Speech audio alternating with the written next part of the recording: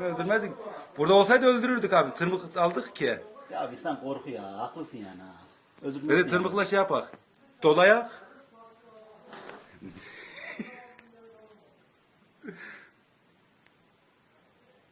İyi ki hemen gözüktü ya.